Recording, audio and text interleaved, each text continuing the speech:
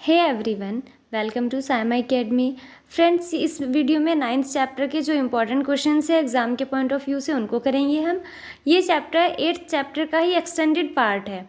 8th chapter में तो हमने सिंपल ट्रिग्नोमेट्रिक रेशियो वाले क्वेश्चन किए थे, कुछ फार्मूला बेस्ड। ये एप्लीकेशन पार्ट है ट्रिग्नोमेट्री का।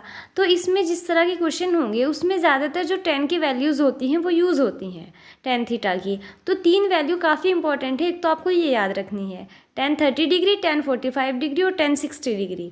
tan 30 डिग्री होता है 1/√3, tan 45 डिग्री होता है 1 और tan 60 डिग्री होता है √3। तो ये 3 वैल्यू आपको याद होनी चाहिए। और जहाँ तक बात क्वेश्चंस की रही तो इस चैप्टर में से ज़्यादा क्वेश्चन रिपीट नहीं होते, क्योंकि काफ़ी बड़ा चैप्टर है, शायद 18-16 कितने इसके अंदर क्वेश्चंस हैं और इतने सारे एग्जाम्पल्स हैं। तो फिर वो क्या है ना कि 2 ही क्वेश्चन आते हैं एग्ज़ाम में, तो इसलिए रिपीट कम होते हैं। कभी कोई क्वेश्चन आता रहता है। फिर भी कुछ क्वेश्चन हैं ऐसे जो कई बार आ जाते हैं। तो देखो यहाँ पे जो ये क्वेश्चन है 2022 में आया था। एक 80 मीटर चौड़ी सड़क के दोनों ओर आमने सामने समान लंबाई वाले 2 खंभे हैं। इन दोनों खंभों के बीच सड़क के एक बिंदु से खंभों के शिखर का उन्नयन कोण क्रमशः 60 डिग्री और 30 डिग्री है। खंभों की ऊंचाई और खंभों से बिंदु की दूरी ज्ञात कीजिए। ये बस 22 में ही पूछा है, उससे पहले कभी नहीं आया।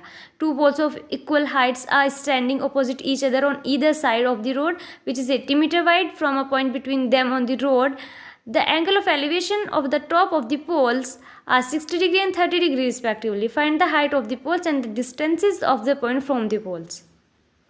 इसके अलावा जो ये चॉइस में दूसरा क्वेश्चन दे रखा है ये 22 से पहले 13 में आया था।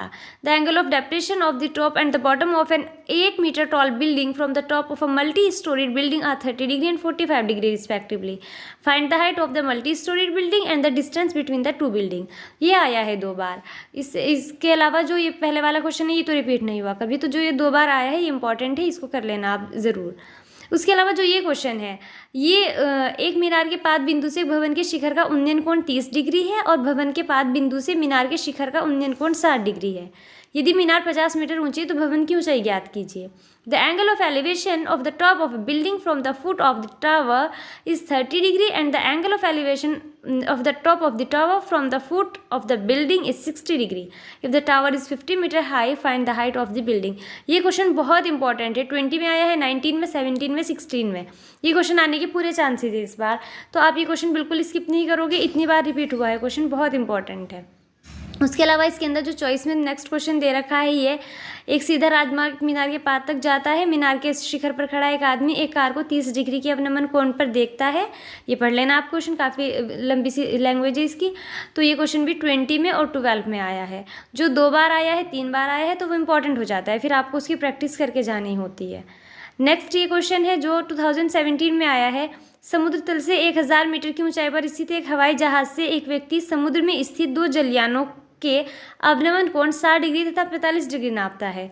यदि जलयान उस व्यक्ति के दोनों तरफ स्थित हो तो जलयानों के बीच की दूरी ज्ञात कीजिए। √3 की वैल्यू भी दे रखी है, आपको क्या लेनी है, जहाँ पे आपको tan 60 यूज़ करना होगा। तो ये 17 में आया है क्वेश्चन, बस एक ही बार आया है, ये भी कभी रिपीट नहीं हुआ।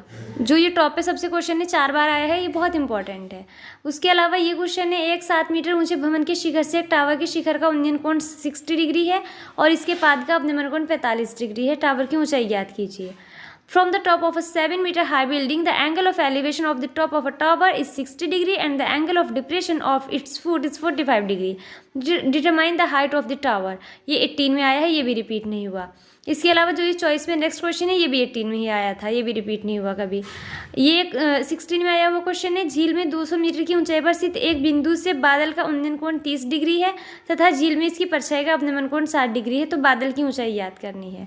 Angle of elevation of a cloud from point to 100 metre above a lake is 30 degree and the angle of depression of its reflection in the lake is 60 degree.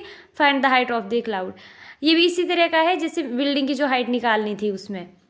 तो ये भी इम्पॉर्टेंट है, इस टाइप के question आ जाते हैं कई बार। कभी इसमें पूछ रखा है मीनार की ऊंचाई आ जाएगा, कभी बादल की ऊंचाई आ जाएगा। तो इस तरीके से इसमें जो क्वेश्चन मैंने इंपॉर्टेंट बताए हैं वो इम्पॉर्टेंट है। बाकी आप सबको गो थ्रू कर लेना, इस वाली एक्सरसाइज है 9th चैप्टर में एक ही तो एक्सरसाइज है, तो उसके सारे क्वेश्चन को एक बार गो थ्रू कर लेना बस। बाकी तो बाद में सारे सेम होते हैं। tan की वैल्यू कभी tan 30 आता है, कभी tan 60, tan 45, बाकी सब सेम रहता है। तो कुछ तो क्वेश्चन इसके अंदर सिंपल से ही हैं, वो तो आसानी से हो जाएंगे। जो थोड़े से डिफ़िकल्ट हैं उनको अच्छे से एक बारी ध्यान दे लेना। बाकी बस ऐसे ही, अब इसके बाद नेक्स्ट चैप्टर की वीडियो में मिलते हैं। तब तक के लिए thank you so much for watching.